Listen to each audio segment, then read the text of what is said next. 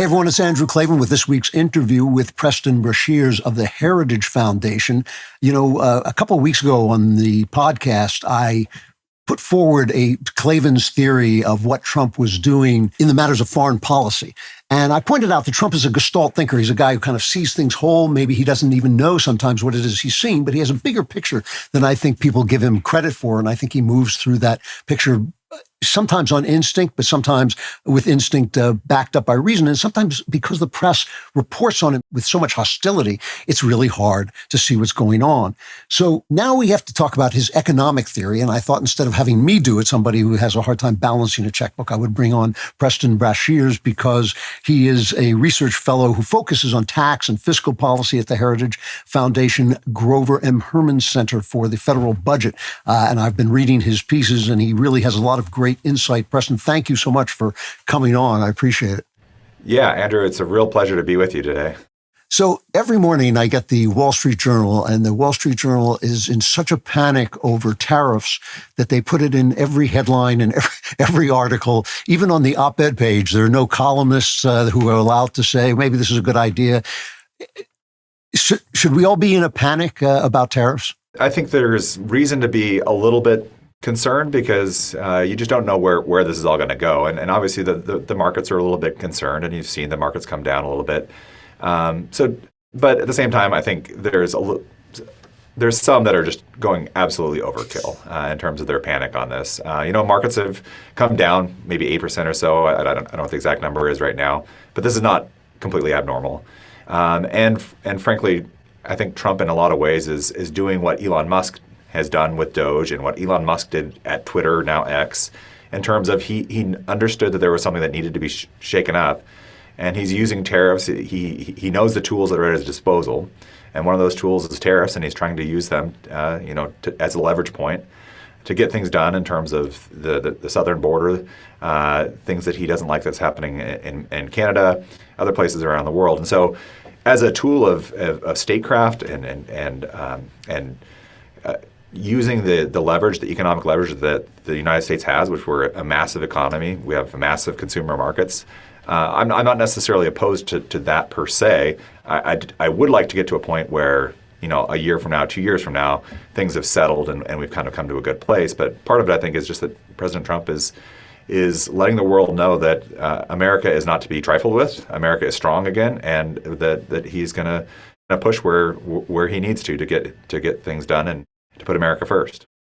When I was talking about his foreign policy, one of the things that seems really important to him is China, and he doesn't talk about it much. And I think he doesn't want to talk about it much because he wants to wait until he feels America is stronger. But once you put China into the mix, a lot of the stuff he does with Ukraine, with everybody else, starts to make sense. You start to understand that this is a long-term goal. In terms of his long-term economic goals, because he puts tariffs on and he takes them off, and he seems erratic if you're just watching him. Do you have a sense of what his overall vision is? Because since he was young, since he was beloved by people like Oprah Winfrey and the late night comics, and they would have him on his show, he has been saying that America is getting cheated and that we're being foolish. But I'm not quite sure I'm clear what he means by that and what he's trying to do about it. Do you understand that? Yeah, I mean, that's, I guess, the $10 million question, right? Is Trump believes in the art of the deal. So to some extent, you have to kind of consider that some of what he's saying is perhaps a little bit of bluster and negotiating tactic, and so I think the question that people have is what is the balance of that? Because I do think that some of it is a legitimate. He looks at different things and different ways that the balance of trade and different things that he actually sees ways that the U.S. is, especially in the last 4 years, that some bad things were happening, and the United States was not exerting the pressure that it should have been, and so I think it's is it 60-20, 60-40? Is it 80-20 in terms of whether it's how much is bluster and negotiating tactic versus how much is that he actually really believes that we want to make everything in America and kind of more of an autarky. I don't think it's one extreme or the other. I think it's probably a little bit of both, where he does think that we need to be a little bit more careful with ensuring that certain industries are that we have manufacturing here at home. I think that's part of it. And then there is a part of it that I think he's just, art of the deal coming in really hot and trying to get negotiating wins. And so I think that's part of it as well. Yeah, this is always kind of bothered me, actually, the manufacturing thing. I mean, we can't just be a nation of consumers, right? We can't just be a nation of people who buy things. Ultimately, you want to make something. The argument that the globalists always put forward was, yes, manufacturing is leaving, but now your iPhone is less expensive because it's being made by slaves in China or whatever. But in fact, when I would travel to the Midwest, the area was gutted. When Trump talked about American carnage and the media was, that's very dark, he was right. I mean, it was bad out there. And I can't help but wonder, is there a problem? Like, can we afford to have manufacturing here? In other words, will we pay for the iPhone, the more expensive iPhone, to have manufacturing here? And if not, what do people who work in manufacturing do? I mean, what do we do? You can't have people who don't work. I mean, work is such a source of pride and dignity and purpose. You can't just take that away and say, we're going to give you a guaranteed income. So how do you balance those things where the iPhone is buyable, is affordable, but still we're making stuff? Yeah. So I guess one thing to consider here is there's a difference between final consumer products and intermediate goods. And so where I get a little bit more reluctant when we talk about tariffs is especially when we're talking about these intermediate goods, because if you're a U.S. manufacturer and you use steel and aluminum, some of those tariffs are going to be actually harmful for U.S. manufacturers. And so I think that's a little bit of a different thing. Another thing to consider, and where Trump has I think a good point, is if you look at all the European countries and most of the rest of the developed world, they all impose value-added taxes. And so if you have a value-added tax, one of the things that's part of that is similar to a sales tax. Part of that is that it's a destination-based tax, and so they have a border adjustment that takes place. And if you have a 20% VAT, which is common in most of the rest of the world, there is this kind of imbalance that happens. Now, it's a little bit overstated. There's going to be some sort of currency adjustment that happens naturally.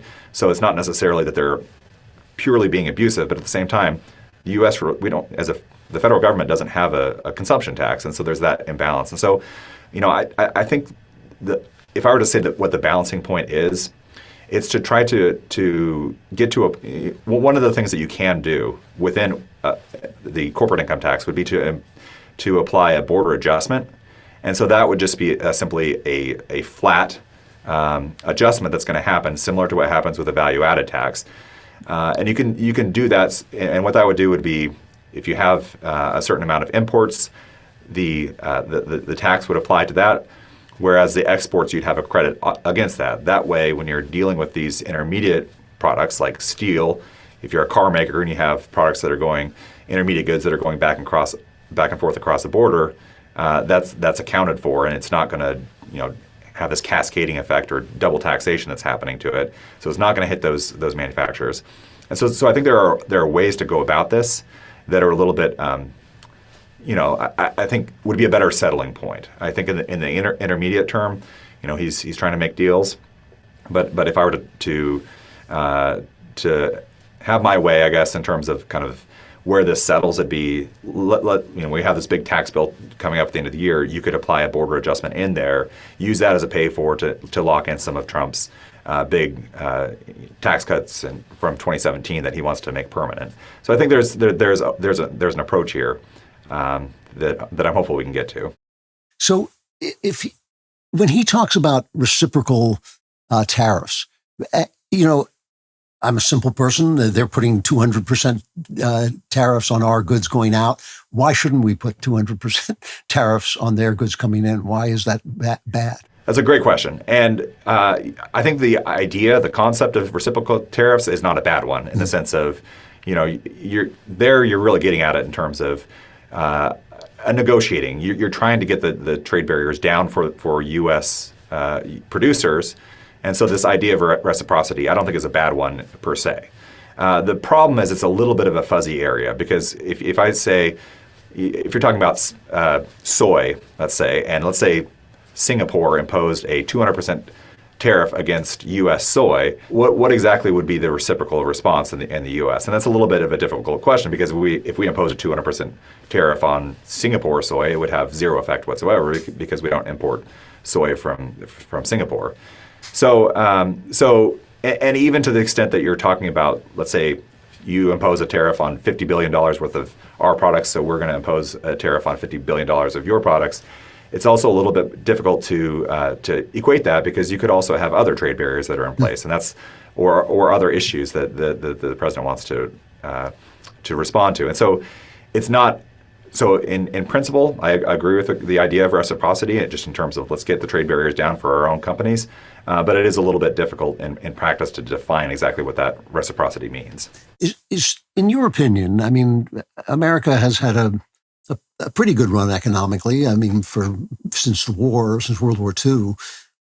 Is Trump right? Are we being mistreated? I mean, it did seem to me, for instance, when he went to NATO and said, you guys should be paying for your own defense. I lived in Europe for a long time, and I used to say to him, the only reason you have all these welfare things is because we're paying to defend you. I always thought that made a lot of sense. But is he right about this? Are we being cheated in business?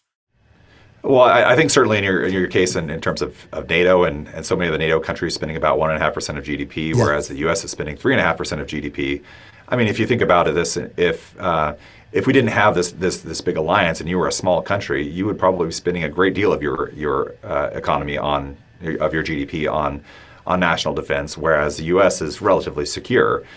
So yeah, I think in a lot of ways, many foreign countries have been taking advantage of us.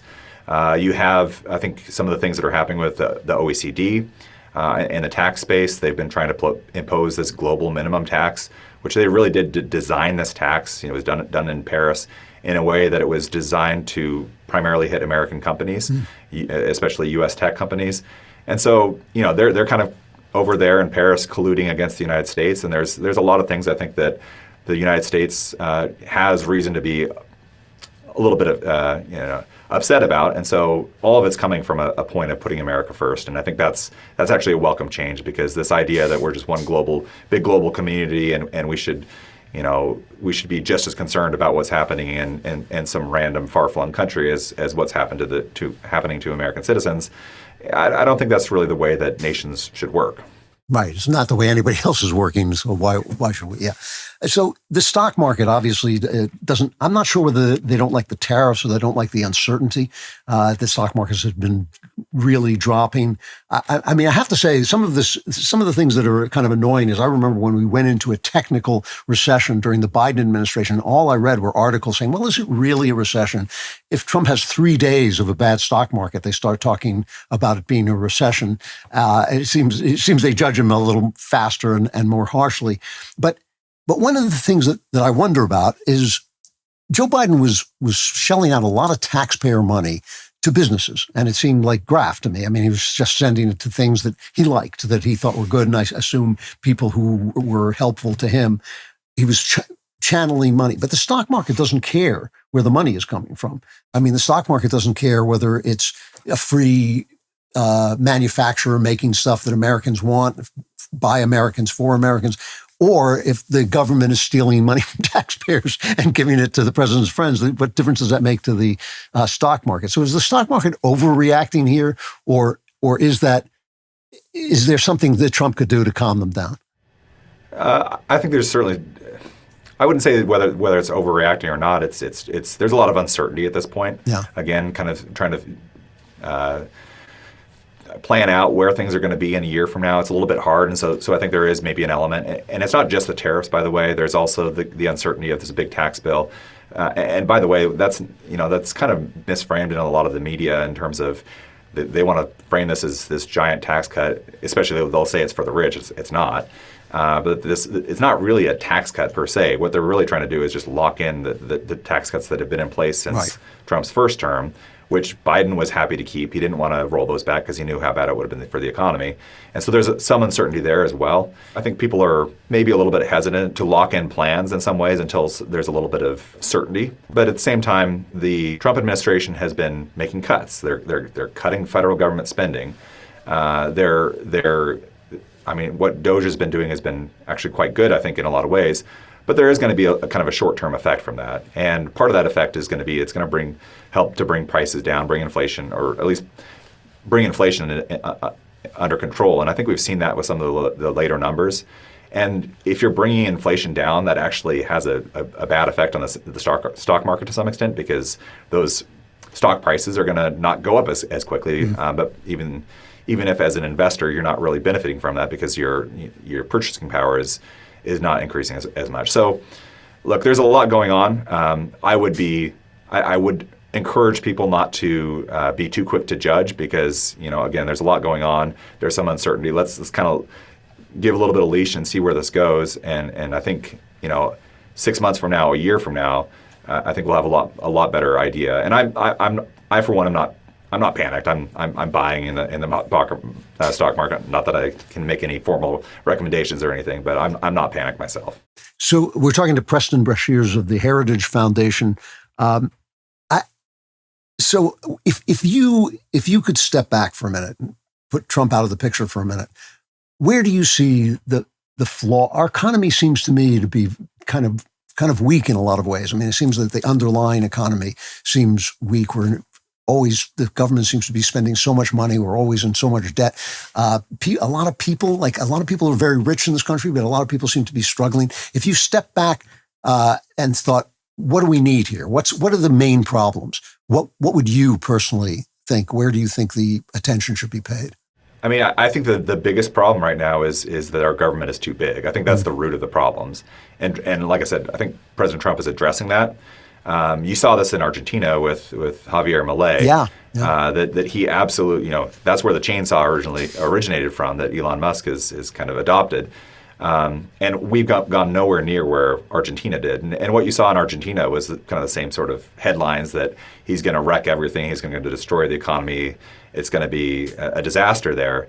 And then what you saw was the exact opposite. And he brought the deficit down. He brought inflation under check. And the inflation that they were talking about was 200% a year, 300% a year. It was absolutely crushing for their economy. And it takes a little bit of time, but it actually was phenomenally quick. It took about a year for him to get things under control. And so I think that's the right approach. Our government is too big, and if you look at Congressional Budget Office estimates about where things are going, it's just unsustainable, unfortunately.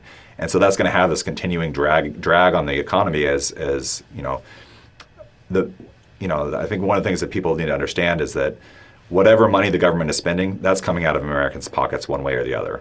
It's either going to come out of the Americans' pockets through direct taxation, or they're just going to borrow the money, in which case, if they're able to borrow the money and there's maybe foreign investors that are able to buy it, well, then we're going to have to pay that off in the future, so that's future taxation.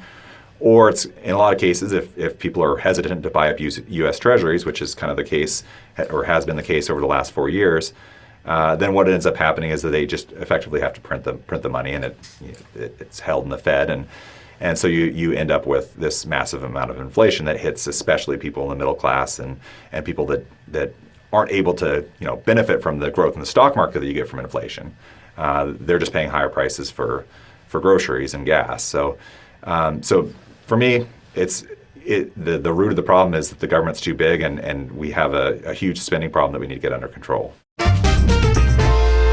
When a woman is facing an unexpected pregnancy, she often feels overwhelmed and alone. Many initially consider abortion as their only option. Thanks to donors like you, these women may find their way to a Preborn network clinic where they receive the support they need to make an informed choice about their pregnancy. At Preborn, women are offered compassionate care and a free ultrasound that allows them to see their developing baby. This combination of support and information helps many women choose to continue their pregnancies.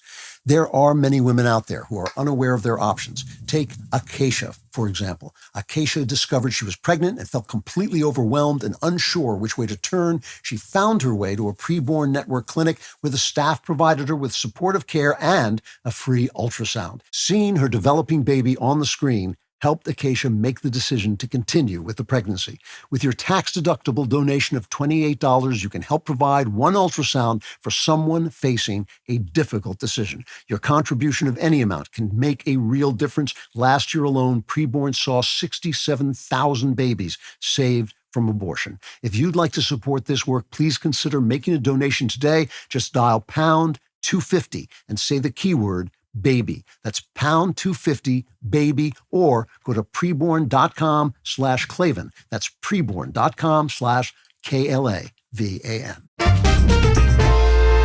What should American business look like? I mean, it's always kind of disturbed me that we became a service industries and consumerism just seem to take over everything. And there does seem to be it's not just pride, but it's kind of control and value that you have from manufacturing things. What do you think, say 10 years from now, say Trump is successful, what do you think the economy should look like in America? What should we be proud of? What should we be pointing at? It's hard to say. I mean, I think manufacturing is going to look very different because if you actually look at the manufacturing output, it has not gone down all that much. It has got, at least as a percentage of GDP, it's come down, but it's remained relatively high actually. But it's a lot more capital intensive and less labor intensive, and I think that's unfortunately a trend that's and maybe not completely unfortunately. I don't know. So what does that mean? Yeah, so they're using more machines. So robotics, right? You have more robotics that you're able to employ, and labor costs are higher than they would have been, and there is. What I would say, though, that is a little bit more to your point, and where I think Trump can help in terms of manufacturing and some of these kind of blue-collar jobs that have been lost a little bit, is the problem isn't necessarily just on the side of tariffs and foreign currencies being manipulated or things like that. Those can be issues, but I think the bigger problem is actually regulations on that front. We have this EPA that makes it impossible to build. There's so many things that I think companies would like to be able to do, but it just the process of getting permitting and things like this, and frankly, I think in terms of the tax bill, there's some things in there that will help to lock in these. They're called expensing provisions that will help manufacturing a great deal. So there are things that can be done. I'm not one that believes in too heavy of a government, guiding where the economy is going to go, because I think ultimately, you get a bunch of, even if they're smart people in a room, it's really hard to kind of think through what hundreds of millions of people are going to be doing in an economy a few years down the road. And I think people tend to get it wrong when they try to have too heavy of a hand in it. So I would take a little bit of a lighter approach, but at the same time, get out of the way, get the government out of the way, don't regulate so much. Some of this Green New Deal stuff has been absolutely stupid for the American economy and for so much of the rest of the world, that we need to get away from that approach and just kind of let business be a little bit freer to build and to grow and to invest. So, to talk about the tax bill, the thing that, when Reagan cut taxes, it set the economy on fire. But at this point, but it also did increase our debt. And now our debt seems to be so high. Should we care? Some people say, well, it doesn't matter. Or is there something, when Trump says he's never going to cut entitlements, certain important entitlements, I don't understand how we get out of debt, and to be servicing the debt at a higher rate than we're paying for our defense seems crazy to me. Yeah. Yeah, we're spending $1 trillion a year on interest on the debt, and again, if you look at the projections going forward, it's just terrifying when you look at how much we would be spending if we continue down this path and we don't make some changes. President Trump and Elon Musk, they're starting some good work with Doge and so forth, but I think last I looked at their website and Doge, it was $115 billion. That sounds, that's a huge number for most of us, but as far as the federal government, when you're talking about spending $7 trillion a year, the problem isn't, a lot of people, in Northern Virginia are going to be panicked about, that Doge is going too far. The reality is they're not going far enough. We really have to do a whole lot more. But at the same time, so in terms of the tax cut bill, and again, it's not really a tax cut bill. It's just trying to avoid a massive tax increase that would affect people. You'd have the the standard deduction would be cut in half. The child tax credit would be cut in half. People's rates would all go up. I mean, it's not nothing for individuals. You would notice that your tax bills would go up, or your withholding would change so that you're getting less of a paycheck. So it's absolutely something that I think matters. But where it really matters, I think, is there's kind of two different things. There's tax cuts, and then there's tax reforms. And the 2017 bill that they're trying to extend right now, it had some tax cuts in it where you're just kind of cutting rates, which is good, which is nice. But again, it doesn't matter as much when you're talking about a country that is $36 trillion in debt and has $2 trillion of deficits every year. But what it also included were some reforms that were simplifications of the tax code, that were improvements in how we tax things. We want to avoid double taxation. So there are definitely some things in that tax bill that I think are really important to make sure that we lock in. But I think there's some thought that can be had as to prioritization and how exactly we want to do this. Because, again, the root problem isn't that we don't have a problem with taxes as much as we have a problem with we're just spending way too much money. And that's the thing that we need to address first and foremost. So where do we go to address that? I mean, what are the sources? Everybody always says Social Security and Medicare. Is that it? I mean, so I think that the approach that President Trump is taking, if you look at the Rust vote is kind of instrumental in kind of a little bit of the approach of, let's start with the most egregious waste. And that's what you're seeing with DOGE, right? Let's build a little bit of goodwill. Let's get into the muscle memory of cutting and showing some of the good things that can happen. That the left will always scream, with their hair on fire whenever you make cuts. But I think for the most part, the American people are pretty happy with cutting some of these absolutely wasteful things. And I think when you kind of build that up, I think you can kind of go from there. I mean, obviously, Social Security is a very popular program. I don't think President Trump has any desire to cut Social Security. I think there are some reforms that certainly can happen. There is some fraud in these programs.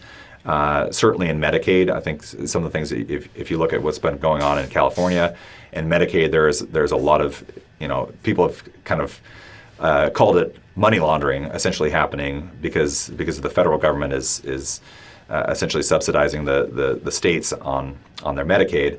So there are reforms that can happen to entitlements, but it's a couple. It's not an easy task by any stretch, and I think you cut where you can, you get as far as you can, but ultimately there probably will have to be some reforms to those entitlement programs, even those really popular entitlement programs like Social Security and Medicare. As much as most Americans would want to try to avoid it, to some extent, I think it's coming down the pike. It's just a matter of when. Yeah. On the current path, we're about 10 years, actually less than 10 years away from insolvency for Medicaid, Social Security, 7-8 years out. So that's coming down the pike, whether we want to address it or not.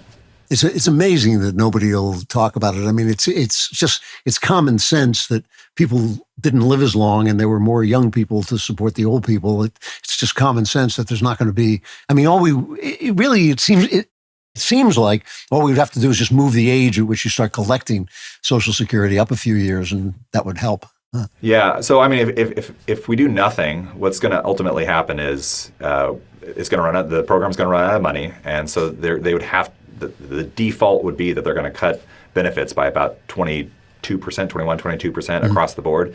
So that's just what's going to happen if we do nothing. So, I think it's a better approach, whether it's in this administration or whether it's in the next administration. It's not going to be too long, but someone's going to have to deal with this problem. They do have to make some sort of actual reforms, and there's different reforms. My colleague Rachel Gressler has talked a lot about Social Security reforms that can be made that are going to do it in a way that is kind of least harmful to the people that most need it. But at the same time, you're absolutely right. And actually Medicare is a bigger one in a lot of ways. That if you actually look at where the growth is in terms of the new deficits, a lot of it's going to be coming from Medicare. And so there's reforms there as well that should be looked at. I'm out of time, but I was just interested. We're having this argument, as we do seem to have every 20 days, about shutting down the government and this continuing resolution. Should there even be a debt cap? I mean, what is the answer to keep this from happening, or should it be happening? That's a great question. I mean, well, look, it's been really interesting because how the tables have turned here in terms of watching the Democrats kind of stomp their foot and want to have shut down the government because apparently we're doing too much cutting of the government, which is kind of an interesting dynamic. You know, I'm not a huge fan of the idea of a continuing resolution. What a continuing resolution, what this is basically doing is it's saying we're going to take the current funding levels and they tweak it just slightly, margin of error almost. And they're going to take the current funding levels and they're going to extend that out for the rest of the year, basically so that they can get to the serious work that they are doing. And it's not the ideal, but because they don't want to have the government shut down and kind of stop the work of DOGE and so forth, most conservatives have come around that this is, if you were ever going to vote for a CR, this is kind of a good year to do it because they are doing so much good work at actually cutting government. We don't want to be kind of embroiled in this fight every 30 days, which is what the Democrats were looking for, is a 30-day extension with so that they get some of their priorities in there. Preston Brashers of the Heritage Foundation, an expert on tax and fiscal policy. Thank you very much. Very difficult stuff to predict and to understand, but I very much appreciate it. Thank you very much. I hope you come back. Huge pleasure. Thank you. Thank you so much, Andrew. Thanks. Once again, Preston Brashers of the Heritage Foundation. Very, very complex stuff. And I think there's a lot of stuff that people don't want to face that they're going to have to face. But interesting to hear what he thinks is going on, especially in this moment of uncertainty. And I think Trump is playing, a tough political game. But let's see if he wins through. I kind of suspect he's going to. And you can win through, too, to next Friday with the Andrew Klavan Show. I will be there. I hope to see you there, too.